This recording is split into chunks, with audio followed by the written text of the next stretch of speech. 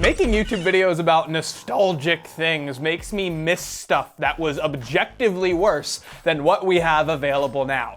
I mean, I know the smartphone is making my social life and society go down the drain, but only in the best way possible. I mean, this thing is just so convenient. It's a cell phone, it's a personal computer, it's an MP3 player. We don't even have beepers anymore, which is a shame because that's the only known way to get a hold of Kim Possible. Well, before smartphones and before cell phones themselves were marketed heavily towards kids, we had the rise of the messenger toy. Toys that appealed to the my kid wants a cell phone, but I don't want to get them a cell phone demographic. So from the Cybiko to the chat now, let's take a look at these not quite a cell phone toys, because enjoying content on the go used to be horrible. Which is really good for me because I wouldn't have content otherwise. But you know what's a great way to enjoy content while on the go? Today's sponsor, Audible. Audible is letting me hook you guys up with a 30-day free trial, which includes a free audiobook and 2 free Audible originals.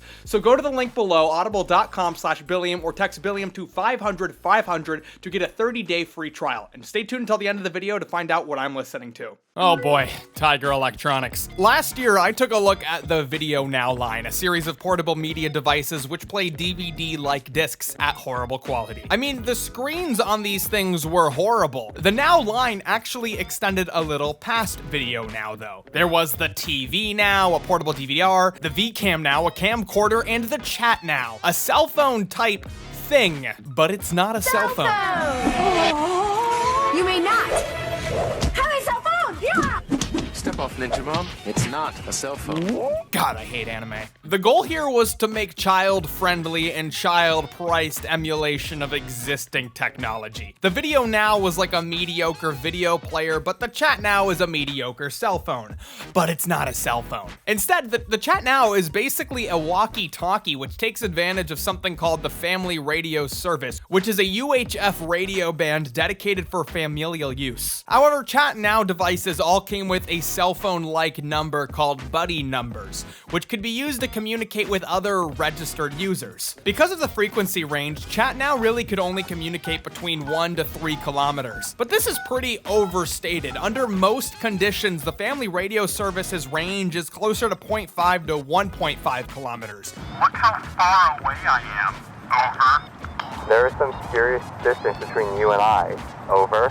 It could also take ugly pictures, which is about the same quality as all of those digitally zoomed in photos your aunt takes and posts to Facebook from her really expensive vacations. It came in 2 varieties. There was a flip phone and this sick Assassin's Creed style slide phone. You know, I'm gonna like sneak a knife in somewhere with that, like the Assassin's Creed style, but I'm not actually gonna do that because 1, I'm a coward, and 2, I don't have violent tendencies. Where'd I put the batteries? When are we going to break into NASA again? Over. I think it might be in our best interest never to mention that again. You have to say over. Over. But when will Agent Trash strike again? Over. You're trying to out me on social media. You're trying to out me on YouTube. That is not going to happen. That is not going to happen here.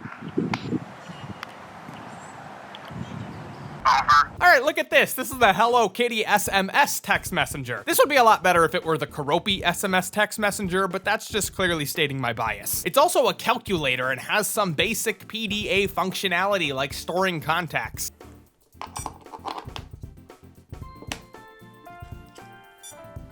The reason why I want y'all to look at this is because it's horrible. You may have not noticed it yet, but look closer. There are enough keys there for a full QWERTY keyboard, but they prioritize the calculator aspect. This is an injustice. Injustice for wasting my time having to sit here and type out every letter with like 7 clicks, and injustice to my man Keroppi, who would have a QWERTY keyboard. I didn't get any of that. Over.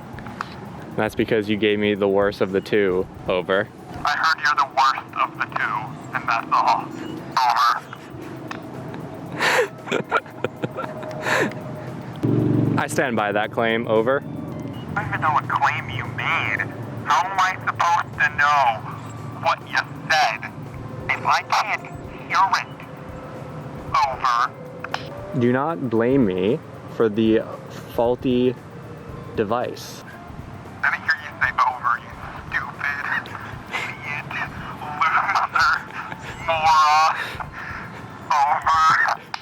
And we're back at it again with the Spy Gear Spy Link Communicator. I already talked about it once, so I'll keep it quick. This was a part of the Spy Gear line of toys. It's a Google Glass style display with a keyboard attached. Some people, and by some people, I mean one people, was upset that I didn't demo the distance. So we're gonna do a field test to see if it really works up to 200 feet. Did it work?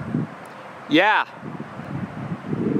So far, everything we've looked at has been a toy trying to emulate a cell phone. But what about a cell phone that's trying to be anything but a cell phone? I introduced to you the Firefly, a badge of honor for kids who had helicopter parents. The Firefly was an actual cell phone marketed towards kids 5 to 12 before there was a big push from cell phone carriers to give younger kids actual cell phones under a family plan. You may notice the Firefly has no numbers on it, and that's because numbers had to be pre-programmed in by the parents and contacts were locked with a PIN code. Damn. I mean, I remember the rumors that Nintendo was trying to make a phone. The Firefly had a camera, specific call numbers for your parents, and even had MP3 capabilities, just so you can listen to the radio edit version of Green Day's American Idiot, or the Kids Bop version if you're really a loser. Nah, I want that for real degenerates. Give me the Cybiko, the edgy teen targeted PDA for the edgy targeted teen. As you can see, it has this really odd shape.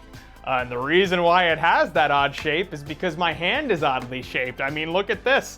Look at my weird curvy thumb. It just like squeezes in there, and then my grabby claw fingers just go around it like that. It's totally unnecessary is what I'm trying to say. Cybiko is by far the most interesting of this bunch. It's kind of a cross between a Game Boy and a standard PDA, which is exactly how it was pitched and marketed. Cybiko was created by David Yang, an Armenian-born Russian businessman who thought of the device while staying in the hospital. I never heard of this thing before I got some comments requesting it for a video, but essentially it's a PDA that had a focus on texting in games. In order to capitalize on the trend of Japanese technology and cover the stigma of a Russian tech product, the name Cybiko was chosen because, yeah, that sounds Japanesey, I suppose. This is the Cybiko box, and I want to just like show you the back here. What is the Cybiko doing to these poor people? Like, he's like pointing it at them and they're like screaming in agony. Well, the Cybiko was marketed as this internet-connected super device. Its connectivity was very limited. Receiving initial investment by AOL, the company made a pretty big splash in the USA. Although AOL never stated how much capital they invested, one can only assume it was more than 99 free hours. Yes, you could text other Cybiko devices that were in range, and other units would act as relay stations. So if you had two Cybikos like 500 feet apart and another one in the middle, you could still connect to each other. Despite the long antenna with notable length, the Cybiko did not connect wirelessly to the internet. The only way you could connect is by plugging in with a VGA cable. So there is an email app on the Cybiko, but it's for very specific circumstances. Like I'm over here checking my email, all comfortable like, and I decide I want to lean back. Can't reach my keyboard, can't reach my mouse. Well, luckily, because I have my Cybiko here, I can comfortably lean back and check my emails, just not wirelessly. So for this like one very particular circumstance, I guess the email app is very useful.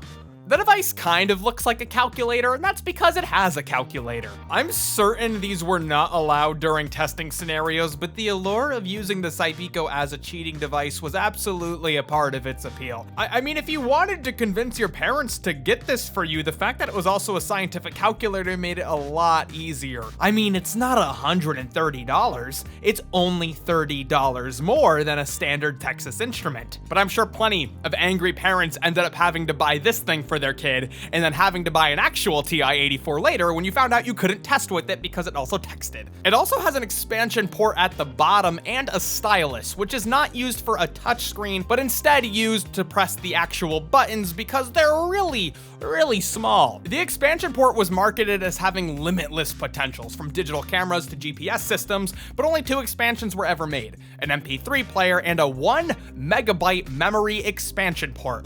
If any of you look back on the tech you had as a kid and attempt to actually argue that it was better, you're very silly. And so unfortunately, my battery on the one I bought two. The batteries are dead on both of them. So I have to keep them plugged in while I'm using it.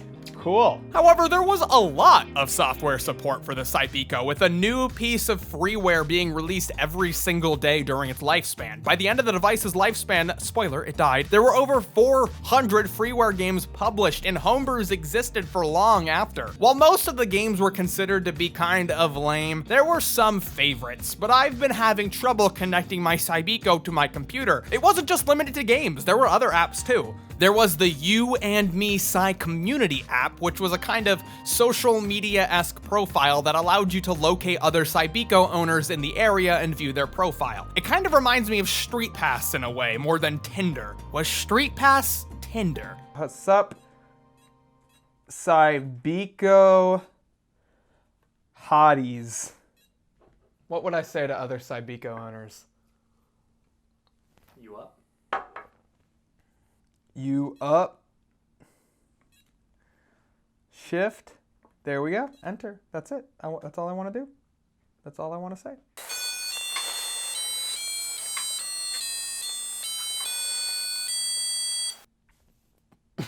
That works. That works. Yeah, good enough. All right, continuing. Of course, there was the calculator, chat apps designed for kids to text in class, and oh boy, an organizer app which synced with Microsoft Outlook. Holy fuck. Eventually, an updated version, the Cybiko Extreme, was released. The Extreme had better specs all around, but must have not sold as well because after moving millions of units with the initial Cybiko, the brand's stay power was just completely burned up. The Cybiko existed in this bridge period when consumer habits were starting to change. I mean, if it's meant to be a bridge between the Game Boy and a cell phone, those younger demos continued to want the Game Boy, but older kids started wanting an actual cell phone. And if you really did want to capitalize on that little period in between, the Nintendo DS was marketed to appeal to a slightly older crowd, and the DS was released 1 year after the Cybiko's discontinuation, making the Cybiko another victim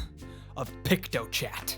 Things like the Cybiko and the chat now are really interesting to look back on, but it's pretty obvious as to why things like this don't really exist or aren't really popular nowadays. I mean, they don't fulfill anything that a smartphone is incapable of fulfilling themselves. Plus, they're a pain in the ass to use. I don't want to read a manual. So if there's any type of messenger toy that I missed in this video, please let me know in the comments down below. If there's enough interest, I'll do a follow-up video. And if there's not, well, I don't know.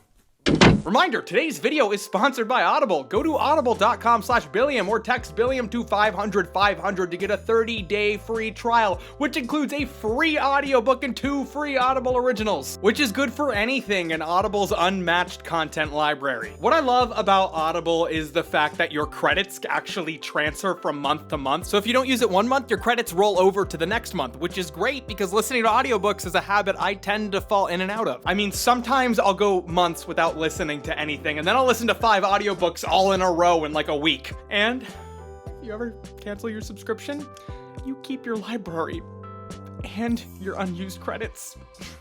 Bless you, Audible. Right now, I'm listening to The Last Wish, which is the first book in the Witcher series. I really enjoyed the recent show, but I never played any of the games or anything like that, but now Geralt of Rivia is easily one of my favorite fantasy characters. The Last Wish is an anthology, which makes it really easy to listen to only every few days or so, because I'm essentially finishing a really cool short story every single time I listen. It's a really fun world with tons of creative monsters, interesting magic, and really cool characters. I definitely recommend checking it out regardless of your experience with the series. I mean, after all, I barely had any experience before this. So you can get that audiobook for free by going to audible.com/Billiam or texting Billiam to 500-500 for a 30-day free trial. Thank you again to Audible for sponsoring this video. Do not blame me for the faulty device. Over. This is the best technology the FBI, CIA, other intelligence agencies can afford. NASA? We have been recruited by NASA. That is now the lore. And our goal is to defeat Robo Baby. Over.